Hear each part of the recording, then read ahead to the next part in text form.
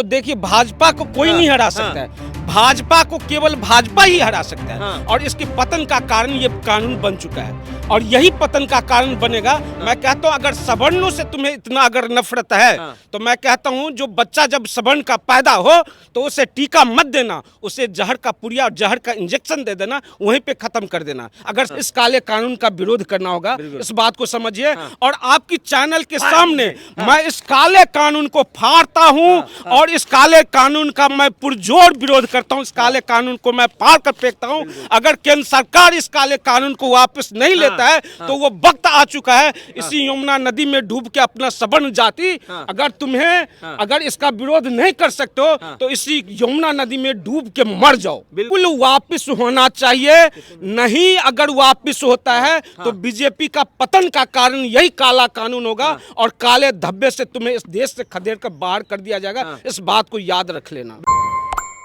नमस्कार, आप न्यूज चौक देख रहे हैं, मैं हूं सुमित। जिस मोदी सरकार को हिंदुओं ने भर भर कर वोट दिया, हिंदुओं ने सत्ता की चाबी दिलाई, वही मोदी सरकार आज हिंदुओं को बांटने की कोशिश कर रही है। अगड़ी और पिछड़ी जातियों में बांटने की कोशिश ये मोदी सरकार कर रही है और उसका सबूत है ये यूजीसी कानून जो स्वर्णों का जीना हराम करने के लिए काफ़ी है। अब कॉलेज में स्वर्ण पढ़ने नहीं जाएंगे, बस सिर्फ इसलिए जाएंगे दहशत से बचने के लिए। मोदी सरकार का ये काला कानून यूजीसी कानून वही कानून है जिससे स्वर्णों को दबाया जाएगा और स्वर्ण भी अब इसी यमुना नदी में डूबकर मरने को मजबूर हो जाएंगे। इसी पर बात करेंगे, हमारे साथ झा जी हैं। कैसे देख रहे हैं झा जी, अब स्वर्ण जिंदा रहने के लायक बचेंगे क्या ऐसे कानून के बाद? देखिए अभी तक इस देश में हिंदू मुस्लिम हो रही थी और इस काले कानून की वजह से इस देश में अब जो है सवर्ण और एससी एसटी ओबीसी के बीच में लड़ाने की कोशिश की जा रही है। मैं कहता हूं खुले तौर पे शिक्षण संस्थान को कम से कम तो छोड़ देता है। जो शिक्षण संस्थान जहां पे विद्यार्थी जाते हैं शिक्षा ग्रहण करने के लिए, उसे तुमने एससी एसटी ओबीसी और सवर्ण में बांट के और वहां पे एक अखाड़ा बनाकर रख दिया जहां पे दोनों जाति के लोग वहां लड़ेंगे और शिक्षा कम, वहां पे लड़ाई की और राजनीति का अड्डा बन के रह जाएगा। इस बात को समझना होगा। मैं कहता हूं इस सवर्ण इस काले कानून का विरोध क्यों करे? विरोध करने का वजह यह है जो सवर्णों को अब जो है इस देश में रहने का कोई अधिकार, ये केंद्र सरकार ने रहने का कोई अधिकार नहीं रहने दिया। मैं कहता हूं खुले तौर पे अगर आपको कानून बनाना था बिल्कुल बनाते, ऐसा नहीं कहता हूं, मैं इनकार नहीं करता हूं। एससी एसटी ओबीसी जाति के साथ वहां पे व्यवहार दुर्व्यवहार होता है, वहां के कर्मचारी के साथ होता है, लेकिन जिस तरह से इसका दुष्परिणाम आने वाला है इस दुष्परिणाम के बारे में सोचना होगा। जो अगर आरोप लगाने वाले शिकायतकर्ता जिस व्यक्ति को आरोपी बना रहा है, अगर उसका आरोप निराधार साबित होता है तो उसके बाद आपने कोई प्रावधान किया नहीं किया। आपको मैं बता दूं एससी एसटी ओबीसी एक्ट के तहत पिछली साल की आंकड़ा मैं बता रहा हूं 8,432 मामले दर्ज हुए थे, जिसमें से 5,342 मामला फर्जी पाए गए थे। लेकिन फर्जी पाने के बाद भी उसके बाद आपने जो फर्जी आरोप लगाया था उस पर आपने कौन सी कार्रवाई किया? क्योंकि कोई प्रावधान ही नहीं है आपके पास। मैं जो शिकायत करता जो प्रशासन और न्यायालय की समय को जाया करता है, बर्बाद करता है और एक सवर्ण जाति के लोगों को उसका जिंदगी उसका परिवार को बर्बाद कर देता है, क्या उसके ऊपर कार्रवाई नहीं होना चाहिए? बिल्कुल होना चाहिए। तो फिर इसका विरोध क्यों नहीं होगा? सही बात। जो अगर शिक्षा संस्थान में कोई सवर्ण जाति के अगर विद्यार्थी वहां पे जाकर शिक्षा ग्रहण करने जाएगा तो दहशत की जिंदगी पड़ेगा कि दहशत में रहेगा। किसी भी दलित छात्र से दोस्ती करना वो भूल जाएगा इस काले कानून की वजह से। क्योंकि अगर मैं इसके साथ दोस्ती करूंगा कल के डेट में एक सिगरेट के दलित के साथ तो पहले था ही, अब ये ओबीसी के साथ ओबीसी के अगर मैं दोस्ती अगर किसी छात्र के साथ अगर कोई सवर्ण जाति की छात्र वहां पे दोस्ती करने जाएगा, अगर किसी ना किसी कारण से उन दोनों के बीच में अगर मनभेद हो जाए तो वो आरोप लगा देगा कि इस एक्ट के तहत क्या होगा, वो 10 साल का सजा काटने के लिए पहुंच जाएगा जेल, उसका जिंदगी उसका पूरी परिवार बर्बाद हो गया। तो मैं कहता हूं अगर आरोप निराधार साबित होता है तो उसके लिए भी प्रावधान आप बनाइए। बिल्कुल। अगर ये कानून, मुझे कहने का मतलब है जब आप समानता की बात कर रहे हैं तो ये बांटने वाली कानून लाने की जरूरत ही क्या थी? वही चीज कर रहा हूं मैं कहता हूं इस कानून के आने के बाद एक नई ताजी घटना मैं आपको बता रहा हूं। दिल नाम मैं अभी जिक्र नहीं करना चाहता हूँ। दिल्ली की निगम पार्षद, उसकी बेटी Shri Ram college of commerce की छात्रा थी, श्री राम कॉलेज, और 3rd ईयर की छात्रा थी। उससे एक दलित छात्र जाकर प्रपोज करने के लिए पहुंचता है, और वो छात्रा उसकी प्रपोज को जब इनकार कर देता है तो उसके ऊपर यही SC ST OBC एक्ट लगा दिया जाता है। उसके बाद निगम पार्षद वो परेशान देखा, जो अब कानूनी कार्रवाई मेरे ऊपर, मेरे बेटी के ऊपर होने वाला, मेरे पास कोई चारा नहीं है, जाकर उस दलित छात्र के घर पहुंचता है, 50,000 रुपया देकर समझौता करके आता है।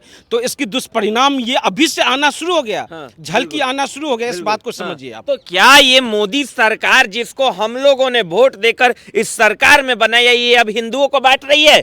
ये कांग्रेस पे आरोप लगाती थी, अब ये खुद हिंदुओं को बांट रही है। मैं कहता हूं, जो देखिए, भाजपा को कोई नहीं हरा सकता है, भाजपा को केवल भाजपा ही हरा सकता है। और इसके पतन का कारण ये कानून बन चुका है, और यही पतन का कारण बनेगा। मैं कहता हूं, अगर सवर्णों से तुम्हें इतना अगर नफरत है तो मैं कहता हूं, जो बच्चा जब सवर्ण का पैदा हो तो उसे टीका मत देना, उसे जहर का पुड़िया, जहर का इंजेक्शन दे देना, वहीं पे खत्म कर देना। अगर सवर्णों से इतना नफरत है, मैं कहता हूं, इस देश में, मैं खुले तौर पे आपके चैनल के माध्यम से कहता हूं, इस देश में देशव्यापी आंदोलन होना चाहिए इस काले कानून के विरोध में। और अभी चल रहा है सोशल मीडिया पे, ट्रेंड चल रहा है, और वो अभी नंबर 1 ट्रेंड चल रहा है, वो भी मैं आपको दिखा देना चाहता हूं।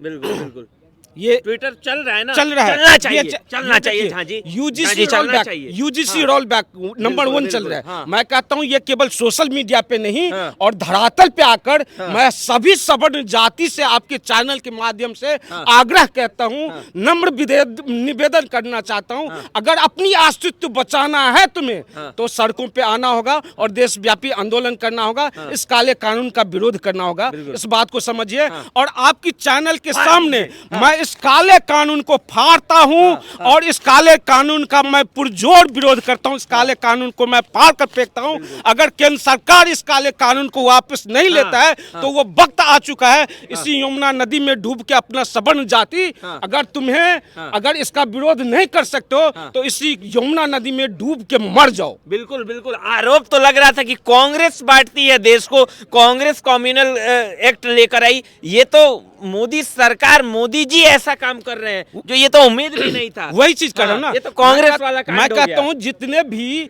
ये बीजेपी का प्रवक्ता है, आज क्यों नहीं सामने आ रहे हो सवर्ण जाति के?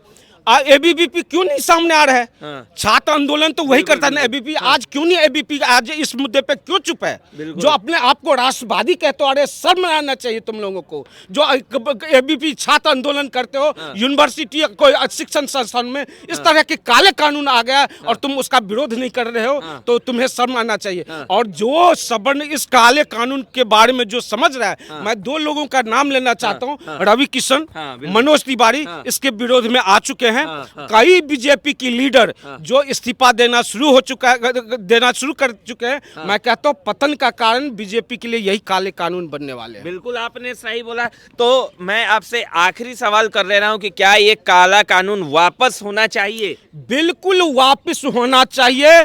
नहीं अगर वापस होता है तो बीजेपी का पतन का कारण यही काला कानून होगा, और काले धब्बे से तुम्हें इस देश से खदेड़ कर बाहर कर दिया जाएगा। इस बात को याद रख लेना। बिल्कुल बिल्कुल, हम लोगों ने जब, अब फिर भी कहता हूं, जब देश की एकता, अखंडता और राष्ट्रवादी विचारधारा के लिए जब हम तुम्हारा समर्थन कर सकते हैं, तो देश में एकता अखंडता को नष्ट करने वाले कानून जब तुम बनाओगे तो उसका भी हम विरोध कर सकते हैं। इस बात को अरे ये सरकार है, ये मोदी सरकार है। ये आपको एक चीज बता दे रहा हूँ, बिहार में इस बार सरस्वती पूजा करने के लिए लाइसेंस लेना पड़ रहा था, इसीलिए वोट दिए थे। मैं कहता हूं, जो इसीलिए मैं कहता हूं, स्वामी हिंदुओं को बांट दे और हिंदुओं के साथ ऐसा हो। मैं कहता हूं, स्वामी विवेकानंद का एक थॉट है, अगर मैं तुम्हें खड़ा करने की औकात रखता हूं तो याद रखना तुम्हें डुबोने का भी औकात रखता हूं। अगर तुम्हारे सवर्ण जाति ने तुम्हें इस देश में खड़ा करके 3 बार तुम्हें प्रधानमंत्री बना सकता है, तो तुम्हें उखाड़ फेंकने की भी औकात रखता है ये सवर्ण जाति।